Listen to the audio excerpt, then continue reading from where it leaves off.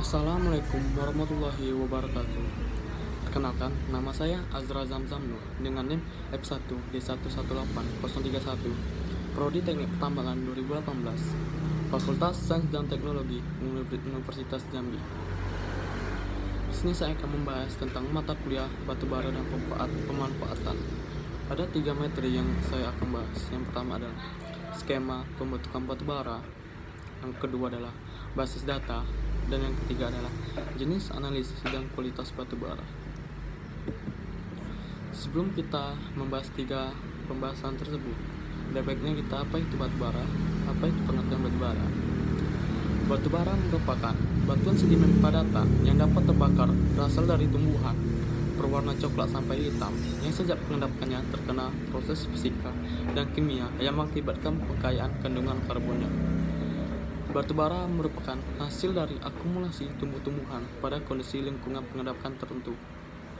Akumulasi atau pengendapan tersebut telah dikenai pengaruh sedimentary dan post-sedimentary. Akibat pengaruh-pengaruh tersebut, dihasilkanlah batubara dengan berbagai tingkat dan kerumitan struktur yang bervariasi. Selanjutnya yaitu saya akan menjelaskan tentang skema pembentukan batubara menurut Heckman 1987. Skema pembentukan batubara berasal dari material asal tumbuhan dan binatang yang berjuta-juta tahun yang lalu mati dan mengalami pengendapan di suatu daerah atau tempat. Hampir seluruh bahan pembentuk batubara berasal dari tumbuhan. Jenis-jenis tumbuhan pembentuk batubara dan umumnya yaitu alga. Alga ini dari zaman Prakambrium hingga Ordovisium dan bersel tunggal. Yang kedua adalah Silophyta, dari zaman Silur hingga Devon Tengah, merupakan turunan dari alga. Yang ketiga adalah Pteridophyta, umurnya Devon atas hingga Karbon atas. Selanjutnya adalah Gymnospermae, kurun waktu mulai dari zaman Permian hingga Kapur Tengah. Yang terakhir adalah Angiospermae, dari zaman Kapur atas hingga kini. Material asal tersebut terbagi atas 2 jenis, yaitu autokton dan allochthon. Autokton adalah material asal batubara yang tidak mengalami transportasi. Nah, maksudnya di sinilah tumbuhan tersebut mati tidak lama kemudian tertutupi oleh lapisan sedimen dan mengalami proses pembatubaran atau qualification. Dan selanjutnya adalah allochthon. Allochthon adalah material asal batubara yang mengalami transportasi. Nah, maksudnya di sini adalah tumbuhan-tumbuhan tersebut mati, kemudian terbawa oleh gerus-gerus arus-arus air dan terakumulasi atau terendapkan di suatu tempat atau cekungan. Nah, material asal tersebut akan terendapkan atau terakumulasi di suatu tempat seperti rawa atau gambut, yang dibedakan berdasarkan macam lingkungan pengendapannya. Pembentukan batubara memerlukan kondisi-kondisi tertentu dan hanya terjadi pada era-era tertentu, seperti zaman karbon kira-kira 340 tahun yang lalu. Dalam masa pembentukan batubara yang paling produktif, di mana hampir seluruh deposit batubara yang ekonomis di belahan bumi bagian utara terbentuk. Pada zaman Permian, kira-kira 270 juta tahun yang lalu juga terbentuk endapan batubara yang ekonomis di belahan bumi bagian selatan seperti Australia dan berlangsung terus hingga zaman Tersier. Ada 2 tahap dalam pembentukan batubara, yaitu tahap penggabutan atau beatification, yang disebut juga tahapan diagenesa. Pada tahapan ini, di mana sisa-sisa tumbuhan yang terakumulasi tersimpan dalam kondisi bebas oksigen atau anaerobik di daerah rawa dengan sistem pengeringan yang buruk dan selalu tergenang oleh air pada kedalaman 0,5 sampai 10 meter. Material tumbuhan yang busuk ini melepaskan unsur seperti hidrogen, nitrogen, oksigen, dan karbon, dan terbentuk dalam senyawa CO2, H2O, dan NH3 untuk mengubah menjadi humus. Selanjutnya, oleh bakteri anaerobik tersebut dan fungi diubah menjadi gambut. Tahap selanjutnya itu adalah tahap pembatubaran atau qualification, disebut juga tahapan metamorfosa.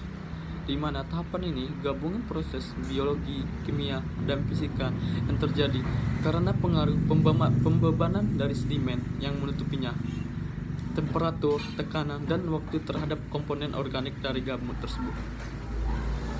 Pada tahap ini, presentasi karbon akan meningkat, sedangkan presentasi hidrogen dan oksigen akan berkurang.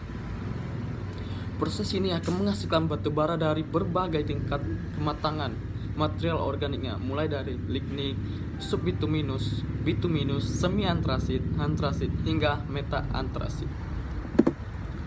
Selanjutnya, saya akan menjelaskan materi basis data batu bara.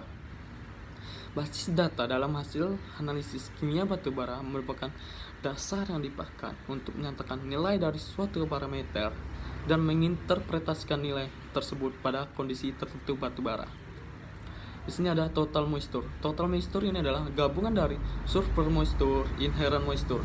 Surface moisture adalah air permukaan di batu bara, sedangkan inherent moisture adalah air pori di dalam batu bara. Mineral matter adalah mineral yang terkandung dalam suatu batu bara, sedangkan S adalah abunya. Volatile matter adalah zat-zat terbang yang terdapat di batu bara. Di basis data tersebut yang sering digunakan adalah AR, ADB, DB, DAF, dan DMF. Yang pertama adalah AR. AR adalah as received, yang artinya menunjukkan data dinyatakan sebagai persentase terhadap batu bara total, termasuk kandungan air sebagaimana seperti keadaan diambil dari lapangan. Yang kedua adalah ADB, yaitu hydride basis, dinyatakan sebagai persentase terhadap batu bara kecuali kandungan air di dalam permukaan tersebut. Yang ketiga adalah dry basis atau DB, menunjukkan data dinyatakan sebagai persentase batu bara tanpa kandungan airnya. Dry as free, DAF, menunjukkan data dinyatakan sebagai persentase terhadap komponen batu bara zat terbang dan karbon tertambat atau persentase batu bara tanpa kandungan air dan kandungan abunya. Dan selanjutnya adalah dry mineral matter free, yaitu DMF, di mana menunjukkan data dinyatakan sebagai persentase terhadap komponen batu bara zat terbang organik dan karbon tertambat atau persentase batu bara tanpa kandungan air dan mineral matter. Sini ada contoh kasus dalam basis data. Kita ambil 10 kg batu bara dari lapangan. Sampai di lab 8,5 kg karena kehilangan sulfur moisturnya atau air permukaan di batu baranya. Digerus menjadi 0,1 mm. Ada dua cara untuk dalam kasus ini. Yang pertama adalah diambil 1 gram dan panaskan 100 derajat Celcius untuk menghilangkan inherent moisturnya atau air pori di dalam batu bara tersebut.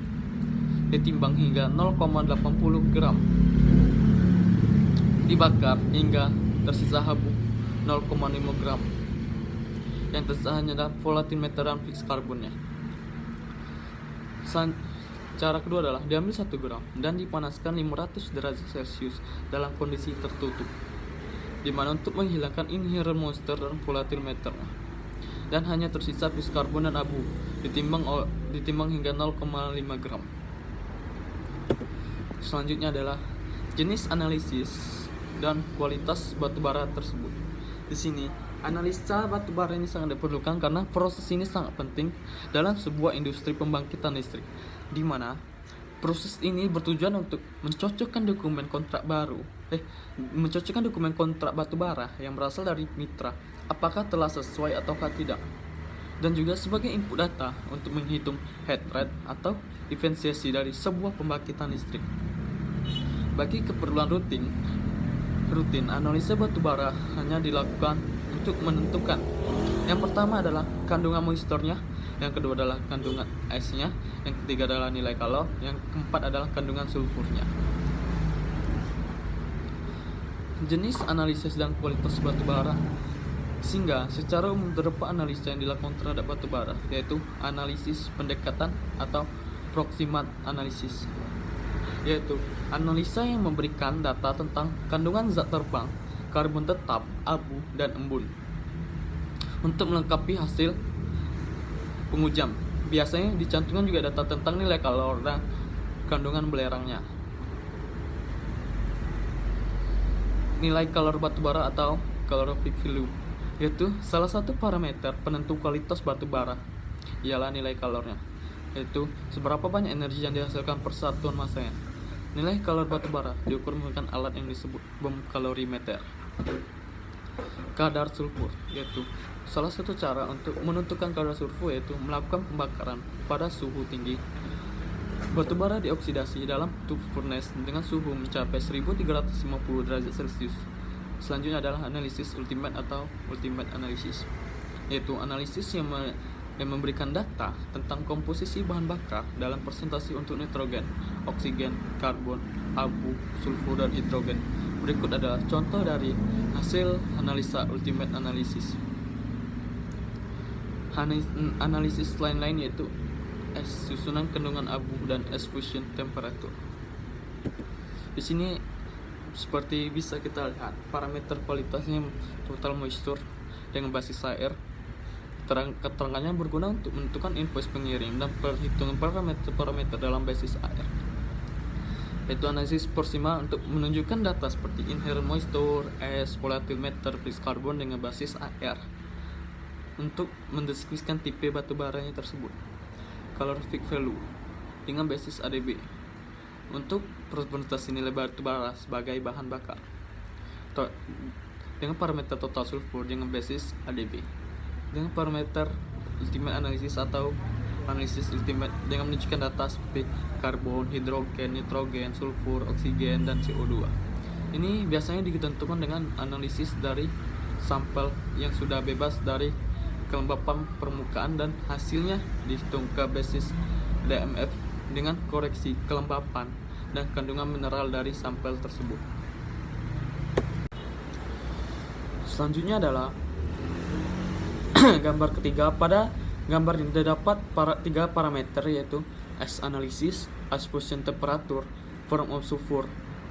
Pada S analysis adalah untuk memprediksi perilaku abu, juga untuk mengidentifikasi kandungan konsentrasi tinggi komponen tertentu yang dapat memberikan permasalahan dalam aplikasi.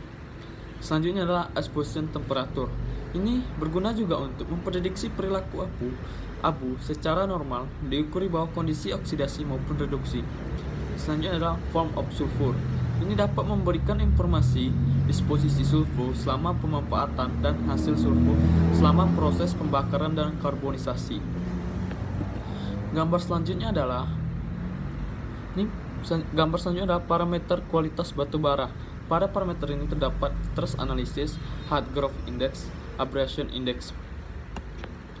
Pada thrust analysis adalah analisa untuk mengetahui komposisi dari batu bara yang berbahaya bagi lingkungan dan jumlahnya sangat kecil, contohnya seperti merkuri dan arsen. Hard growth selanjutnya adalah parameter hard growth index. Nilai ini didasarkan pada material batu baranya atau moisture. Semakin tinggi tingkatan batu bara, maka semakin rendah nilai hard growth index-nya. Hard growth index ini bersifat tidak adaptif. Maksudnya di sini, jika kita mempunyai dua batu bara dengan tingkatan hard growth index yang berbeda, dan jika kita melakukan pencampuran nilai akhirnya tidak bisa dijadikan patokan, karena biasanya nilai hard growth index ini cenderung lebih kecil. Parameter selanjutnya adalah abrasi index. Pada batu bara adalah indeks yang digunakan untuk menunjukkan sifat kikis batu bara terhadap bagian dari alat untuk menggerus batu bara sebelum menggunakan bahan bakar pada sistem pembakaran. Parameter selanjutnya adalah free swelling index. Free swelling index adalah salah satu tes untuk mengetahui cracking properties pada batu bara yang paling mudah dan sederhana. Untuk dilakukan cracking sendiri adalah suatu sifat untuk menunjukkan kemampuan batu bara untuk membentuk gumpalan yang mengembang saat pemanasan terjadi. Parameter selanjutnya adalah Rogge Index. Rogge Index adalah indeks yang didapatkan dari salah satu tes yang disebut Rogge Test. Tes ini akan menghasilkan pengukuran tentang cracking powder. Selanjutnya adalah cracking cook type. Adalah suatu analisis untuk mengamati coking cool.